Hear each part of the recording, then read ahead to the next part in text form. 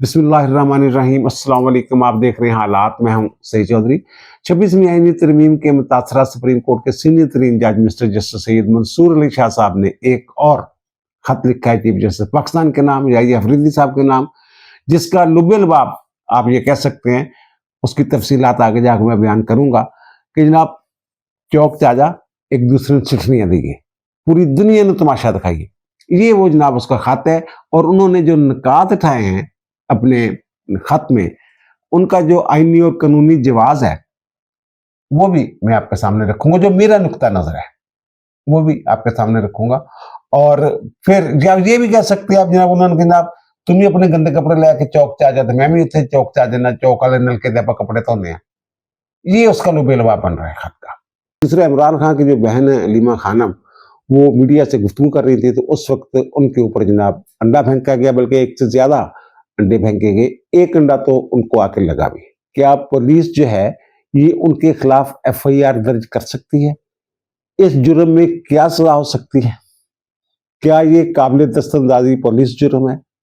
इस मौजू पे हमने बात करनी है। और फिर ये कि क्या ये ननद भाभत की लड़ाई है, अलीमा खानम ने खुद अपने ऊपर हमला करवाया है, या कोई थर्ड पार्टी पड़ गई है बीच में, या फिर वो जो इल्जाम लगा रहे हैं उनके वकील ने दरखास्त दी है थाने में कि मरियम नवाज के वहां पे जो सारा कुछ हो रहा है, ये सारी चीजें जो हैं इन पे हम बहस करेंगे। अच्छा, कतई नजर इसके कि जो PTI ने कल्चर पैदा किया है, इसी तरह का कल्चर, बदतमीजी वाला कल्चर, ये जो उनके साथ हुआ लीमा खानम के ऊपर जो अंडे फेंके गए हैं, ये हर हाल में हर सूरत में एक काबिल मजम्मत इकदाम है। और मैंने तो अर्ज किया है कि जनाब इनकी जो तफसीलात हैं सारी, जो भी सूरत बनती है इंक्वायरी में, जो भी बातें सामने आती हैं, वो कौम के सामने आनी चाहिए। अब कतई नजर इसके जो मैं अर्ज कर रहा हूँ कि ये इन्होंने जो कल्चर पैदा किया, ये पहले देखें कि खवातीन के साथ इनकी बदसलूकी के वाकयात जो देखें, ये वहाँ एवन फील्ड के बाहर जब मरीम नवाज भी वहाँ होती थी और नवाज शरीफ के खिलाफ तो रोजाना ये मुजाहरे किया करते थे, बदतमीजी किया करते थे, तू मैं भी हो जाती थी। और फिर मरीम औरंगजेब जब लंदन में थी, वो एक काफी हाउस में गई तो वहां उनके पीछे जनाब लड़ाई कर दी, आवाजें कसे गए, तजहीक की गई। और सबसे बढ़ के जो मैं ये कहता हूं कि जो मस्जिद नबवी वाला वाकया हुआ है, वहां जो इन्होंने हुल्लड़बाजी की थी और उस मुकदमे में पाकिस्तान में मुकदमा भी दर्ज हुआ था, ये मरीम औरंगजेब के ऊपर हमलावर होने की कोशिश की थी। याद है ना आपको? इनके खिलाफ पाकिस्तान में जो मुकदमा दर्ज हुआ था और कानून के मुताबिक हो सकता था, वो अतर नीला साहब ने वो मुकदमा उड़ा दिया था, आपको याद होगा। और मैं तो जब ये वाकया हुआ तो उसके बाद मैंने कहा था कि जो जो लोग भी इसमें मुलव्वस है ना, उनका अंजाम बुरा ही होना है। बहरहाल, और फिर ये जो जब गई हैं मरियम नवाज शरीफ अपने वालिद के चेकअप के लिए जिनेवा में, वहां उनके साथ जो हुआ था वो भी आपके लिए में है। फिर बेगम कुलसूम नवाज जो है, उनकी बीमारी का जिस तरह इन्होंने मजाक उड़ाया था, और फिर कुछ लोग तो जनाब अस्पताल में घुसने की कोशिश कर रहे थे, पकड़े गए थे या निकाल दिए गए थे। जनाब देखें जाके गए वो कुलसूम नवाज वाकईतन बिस्तरे में पे है या एमी बस ड्रामा है।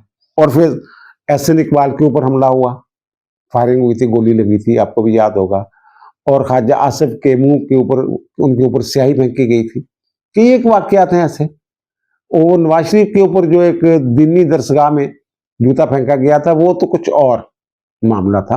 वो तो कोई मजहबी जुनूनी आदमी था, मुमताज कादरी वाला वाकया लेके उसको पूरी समझ नहीं थी, पता नहीं था जनाब। ये तो उसको जो उसकी कंफर्म की है सजाए मौत, वो तो आसिफ सईद खुस्सा वाले बेंच ने की थी। बल्कि उसमें से जो इंसदाद दहशतगर्दी एक्ट की दफात थी, जो लाहौर हाई कोर्ट ने हजफ करती थी, वो दोबारा बहाल करती थी ताकि सुलह भी ना हो सके।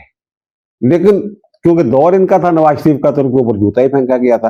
बहरहाल, अब आते हैं जनाब जो अलीमा खानम वाला वाकया है। अलीमा खानम जनाब रावलपिंडी में अपने भाई के हवाले से पैगामात जो हैं वो दे रही थी, साफियों के साथ गुफ्तगू कर रही थी। वैसे इससे पहले उनकी साफियों के साथ भी कोई तलखी छिलकी हुई थी, इनके साथ जो खवातीन थी। तो वहां जनाब वो उनके ऊपर जब वो तमाम कैमरों का रुख जो है अलीमा खानम की तरफ था, तो जनाब पीछे से अंडे आते हैं एक खतून के, यहाँ यानी कि अलीमा खानम के यहाँ चेहरे पे लगता है और फिर वो उनकी बॉडी पे आ जाता है। और इसी तरह एक दो अंडे जो हैं वो पता ये चला कि साइड पे कहीं गिरे पड़े थे, टूट गए वो जनाब अंडे जो हैं। अच्छा, अब इस पे इसके फौरन बाद ना भगदड़ सी मच गई आम लोगों में।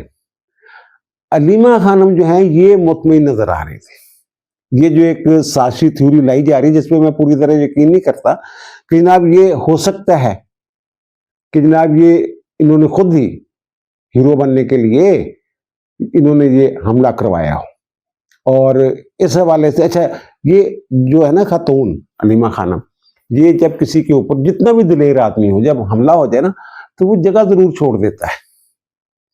लेकिन अगर बंदा पहले से ज़हनी तौर पे तैयार हो ना और उसके ऊपर अंडा चंडा जो है वो पड़ जाए उसे, तो वो जगह जरूर छोड़ता है। लेकिन आपने ये देखा होगा कि वहां जो भगदड़ मची थी उसके बाद अलीमा खानम जो है वो लोगों को मुतमिन कर रही है कि कुछ नहीं हुआ, आप बैठे, मुझे पता था जनाब इस तरह के हमले होने हैं, ये हमले करवाएंगे, कोई परवाह नहीं है, वो बिठा रही है लोगों को। अच्छा, इससे एक जो ना एक गड़बड़ हो गई है, ये जो उठा रही है, जो एक हरासा करने का जनाब हरासा किया गया था ज़रिए पाकिस्तान में, एक जुर्म है, मौजूद है जुर्म, अगरचे वो इतना बड़ा जुर्म नहीं है तो, लेकिन वो ये हरासमेंट नजर ही नहीं आ रही इनकी, एक बात।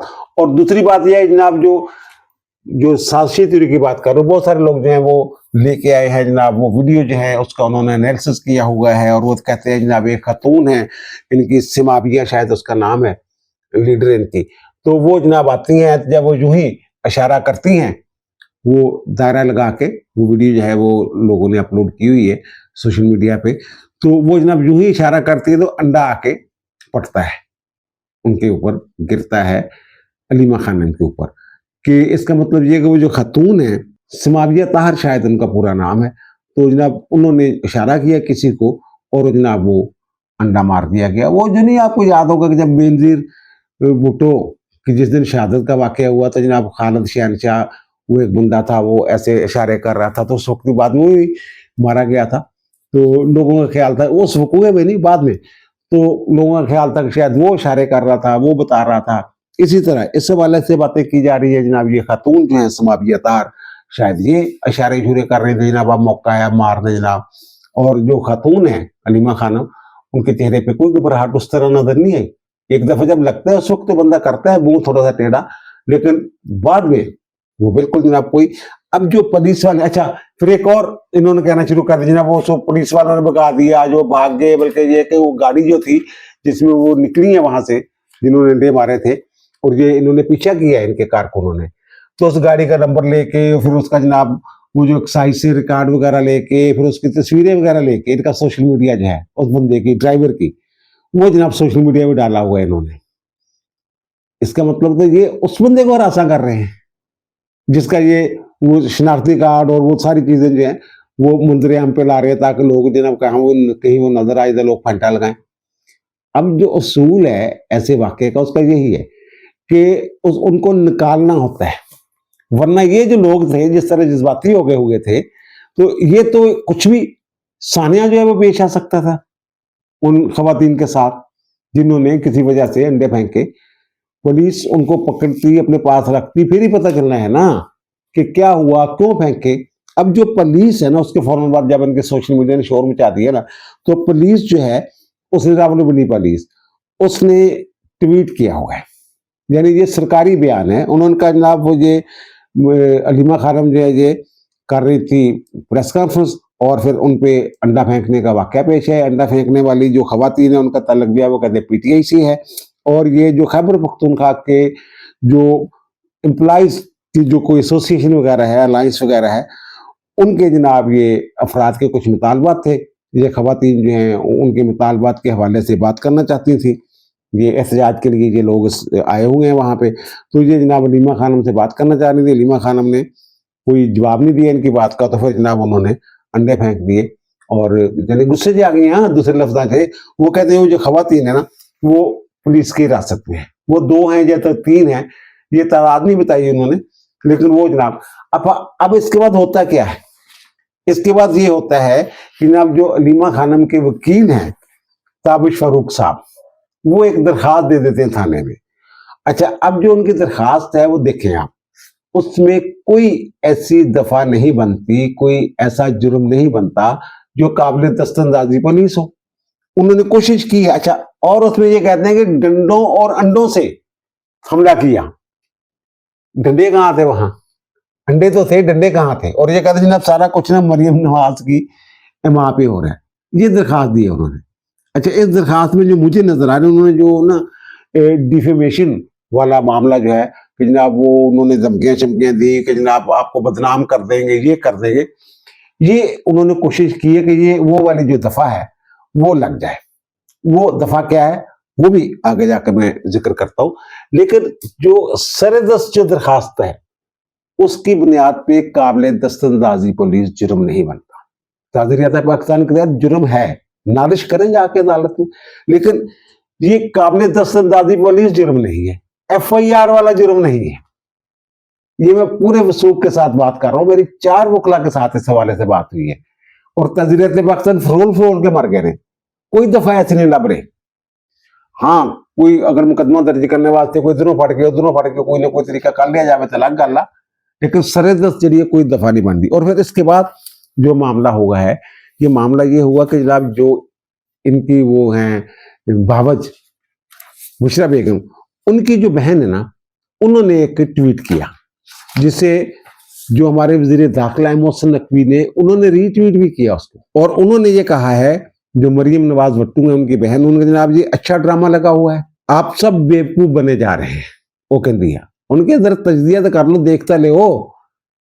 और फिर मोहसिन नकवी साहब ने कहा जनाब बुशरा बेगम की जो बहन है वो कह रही है कि सब ड्रामा है, अलीमा बीबी ने खुद ही को अंडा पड़वाया है। ये मोहसिन नकवी साहब कह रहे हैं, वजीर दाखिला है। ज़ाहिर अगर ये वजीर दाखिला कह रहे हैं तो पुलिस उस वक्त तक तो उनको हिरासत में ले चुकी थी, उन औरतों को, खवातीन को जिन्होंने अंडे मारे थे। वो 2 चीजें 3 थी, मैंने शुरू में 2 कहा था, हो सकता है इससे ज्यादा हो। तो उन तक तो इंफॉर्मेशन आ चुकी होगी ना मोहसिन नकवी साहब के पास कि जनाब क्या मामला है। अब वो ये बात कर रहे हैं। और PTI के अंदर जो है ना, ये जो अलीमा खानम का मुखालफ दड़ा है ना, वो बुशरा बेगम वाला है। सच्ची बात ये है। और अभी तक अलीमीन गंडापुर, अभी भी मैं उनका अकाउंट देख रहा था, उनकी तरफ से इस वाक्य की कोई मजम्मत नहीं हुई, बल्कि जो नून लीग वाले हैं, जो वुज़रा हैं, वो मजम्मत कर रहे हैं। वो अगर जब अपना भी रोना रो रहे हैं, जो मरियम नवाज के साथ हुआ, जो नवाज शरीफ के साथ हुआ, जो ख्वाजा आसिफ के साथ हुआ, एहसन इकबाल के साथ हुआ, सारा वो भी बात कर रहे हैं, लेकिन साथ ही इसकी भी मजम्मत कर रहे हैं कि जनाब झंडा नहीं पड़ना चाहिए था। और फिर ये मगर अंदर ये आपको याद होगा कि एक नई नई सेनेटर बनी है खातून जो है विशाल यूसुफजई, ये बुशरा बेगम की वो चहेती हैं।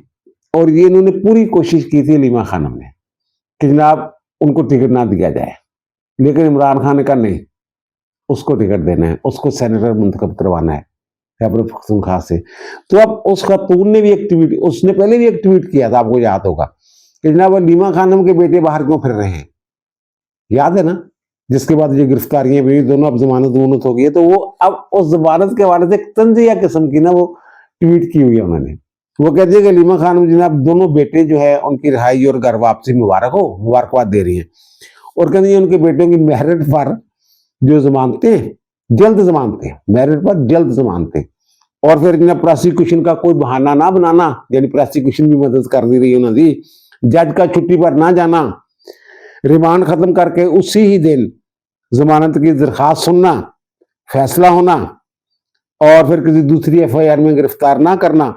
जनाब ये इस बात की नवीद है कि जनाब इंसाफ मिलना शुरू हो गया। उम्मीद है कि जनाब जिस अंदाज में अलीमा खानम के बच्चों को इंसाफ मिला है, तो अलीमा खानम और खान साहब और जो बुशरा बीबी है उनको भी इसी तरह इंसाफ मिलेगा, और अलीमा खानम जो है उनको बाहर निकाल लाएंगे।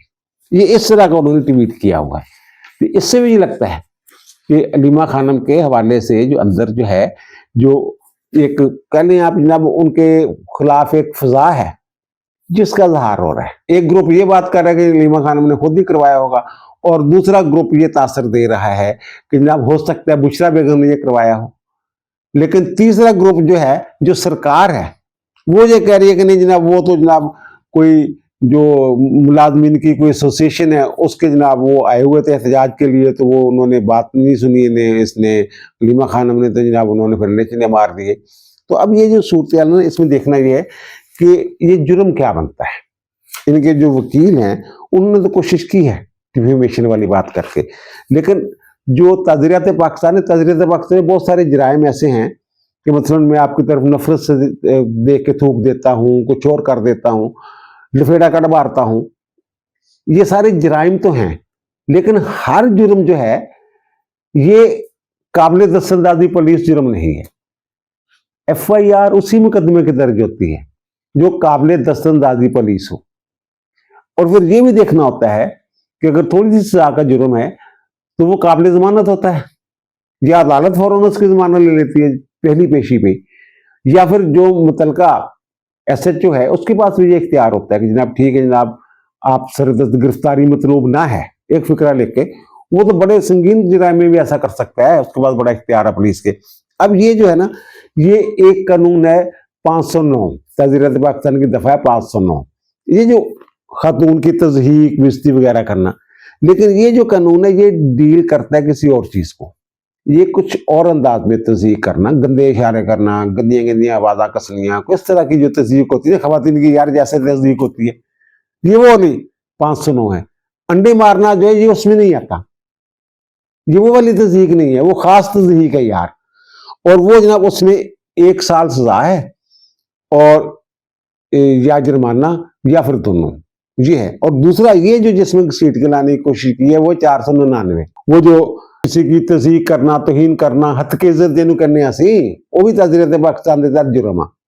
अच्छा, उसमें ना ये कोई 10 एग्जेम्पशंस हैं, उसमें एवं नहीं लग जाता 10 मुस्तस्नियात ने, जब ये काम जड़े कर रहे बाजार ते लग रहा है कि तज़हीक कर रहा बंदा, लेकिन ये इतने लागू नहीं होना। और फिर ये जो हुआ है अंडे मारने वाला, ये उसी में आता है, ये वो वाली तज़हीक नहीं है।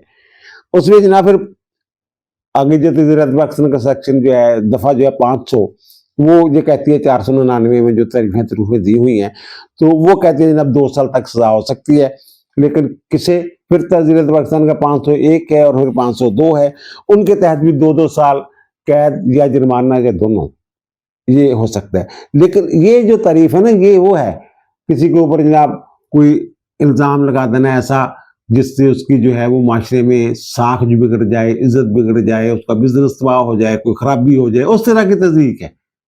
अंडे मारने वाली तज़हीक नहीं है ये वाला भी। तो अब पुलिस वाले जो है ये कहते छोड़ दिया जनाब, छोड़ दिया, और इन्होंने फांसी ला दी पुलिस वाले, जो तो कानून ही ऐसा है जनाब साडा, कानून दे विच यदि काबिल दस्तंदाजी पुलिस उन्हें गिरफ्तार ही नहीं कर सकती, तो फिर उन्होंने की करना हो। बहरहाल मैंने अर्ज किया कि हो सकता कोई ना कोई दफा लभ लैन और ओदे तहत जनाब फिर उन्होंने कोई ना कोई FIR दर्ज कर करा के अदालत पेश करने फिर जमानत हो जाएगी। लेकिन मेरा नहीं ख्याल कि FIR दर्ज हो सकती है, जरा मैंने समझ आ रही है तजरीत पाकिस्तान की। तो बहरहाल इससे जो है हलीमा खानम जो है, इनकी वैसे तो ये कहने के इनका तो कद बढ़ गया हुआ है। बहुत सारे लोग ये कह रहे हैं, जो ये इल्जाम लगा रहे हैं कि हलीमा खानम ने खुद ही अपने ऊपर अंडे बरसवाए हैं, जो अंडे पड़े हैं उन्हें, उससे तो जनाब वो एक सियासी लीडर के तौर पर जनाब उस क्लब में शामिल हो गई, जिनके ऊपर जनाब जिनकी जूता फेंका जाता है, जो अंडे फेंके जाते हैं, और फिर उनका मुतमईन अंदाज, ये सारी चीजें। और इस तज़हीक से अंडे मरवाने से हुकूमत को क्या फायदा हो सकता है? उनकी बेइज्जती तो नहीं हुई हलीमा खानम की? वो तो मैंने अर्ज किया कि उनका तो जनाब कद बड़ा है सियासी तौर पे, तो फिर तो वो जो मरियम भट्टू हैं उनकी बात जो है उसमें वजन नजर आ रहा है, और उसकी तईद कर रहे हैं, उसको रीट्वीट करके हमारे वजीर दाखिला। ये तो नहीं हो सकता मरियम भट्टू जी वजीर दाखिला ने मिल गई हो, हुकूमत ने मिलकर जनाब ट्वीटा शवीटा कर रही हो।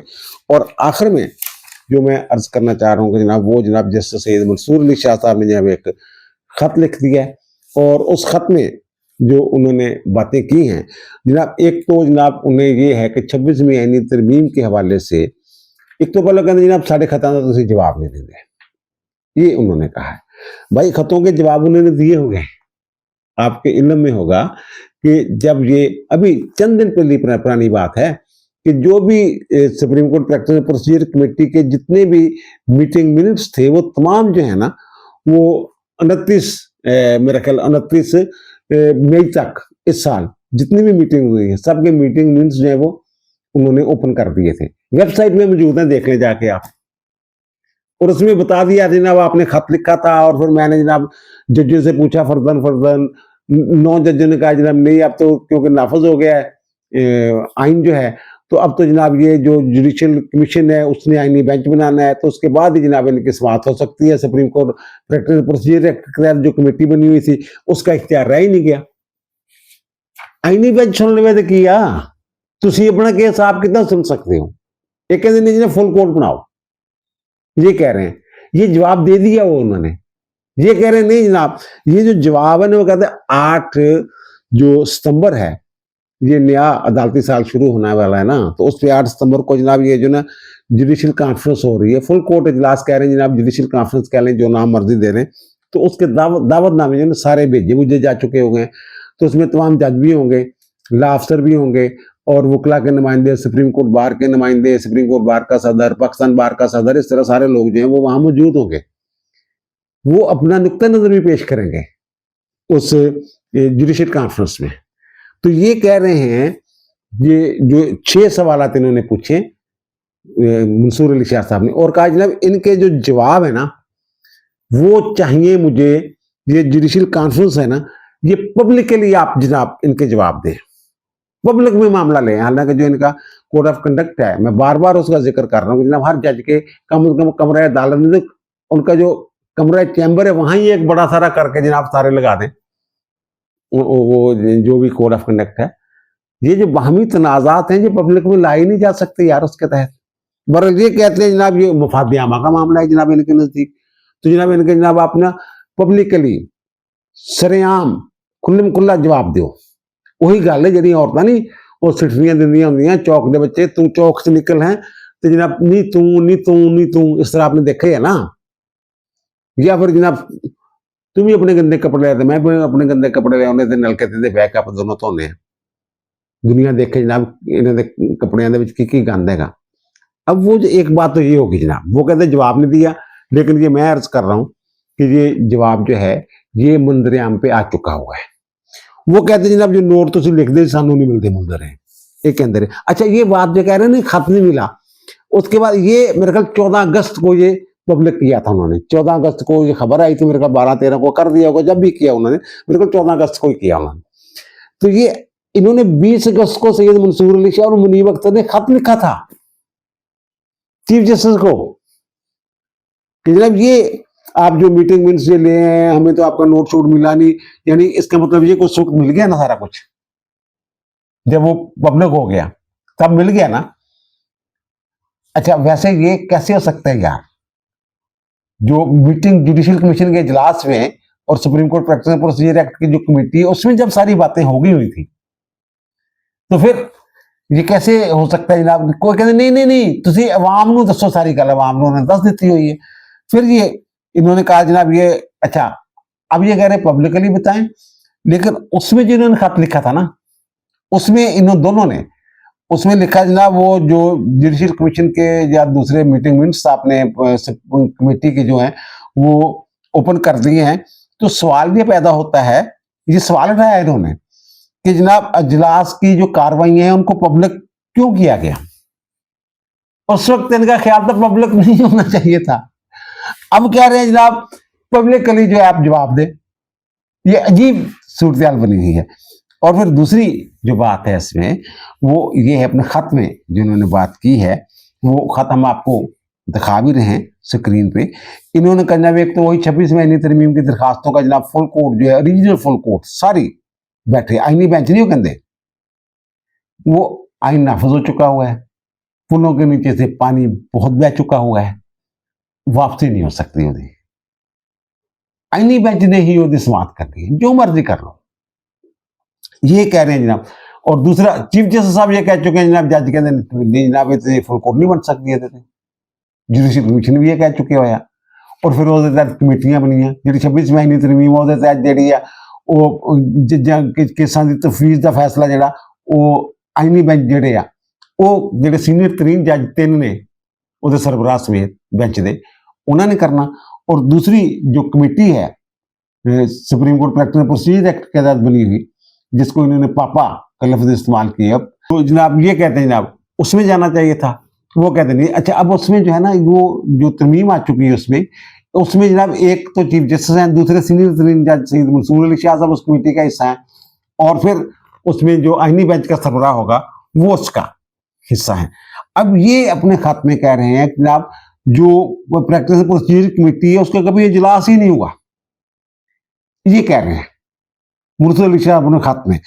लेकिन जो रिकॉर्ड है जो ओपन कर दिया गया है उसका रिकॉर्ड जो है हम आपको दिखा रहे हैं, जो 29 मई 2025 की आखिरी मीटिंग जो उन्होंने रिकॉर्ड पे लेके हैं उसमें जस्टिस मंसूर अली शाह साहब शरीक हुए हैं। अब ये कहते हैं वो जो मुझे ऐसे ही लगे जा रहे हैं केस, भाई मेरे अगर आप उस कमेटी के इजलास में नहीं जाते, जब दो बंदे फैसला करते, कानून में लिखा हुआ है कि वो सादा अक्सरियत के साथ फैसला करेंगे, जिधर दो जज होंगे, अगर चीफ जस्टिस और अमीनुद्दीन खान बैठ के कर रहे हैं तुम तो जाकर रोला पाते होगे, मैंने नहीं पता इस गल का, वो इलीगल नहीं है, कानून के मुताबिक है।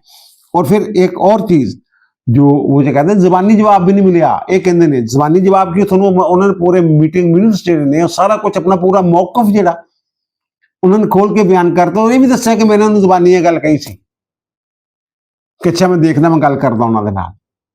लेकिन ये कह रही ना तहरीरी जवाब आया आपकी तरफ से, मुतअद्दिद हमने खत लिखे, और ना ही जनाब उसका कोई वो जवाब आया है तहरीरी। अच्छा, एक और चीज जो इन्होंने लिखी है ना, इन्होंने ये कहा है कि जनाब ये जो आपने जजों की छुट्टियां वाला एक आर्डर जारी कर दिया हुआ है, जो जिसको वो कहते हैं जनरल आर्डर एक जारी कर देता तुसी, ते जनाब वो ते बड़ी जनाब तुसी गलत कर देता काम।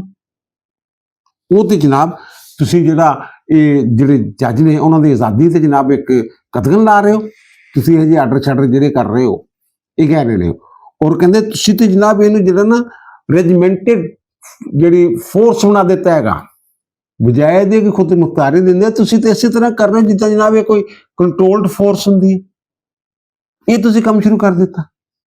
अब जज साहब जो हैं उन्होंने जो ये काम किया है, जजों की छुट्टियां वाला जो मामला है उन्होंने बिला इख्तियारी कर दिया, और भाई कानून उनको ये इख्तियार देता है, प्रेसिडेंशियल आर्डर के तहत जो है 1997 से ये कानून बना हुआ है, एक प्रेसिडेंशियल आर्डर जारी होता है जिसके तहत SOPs बनते हैं।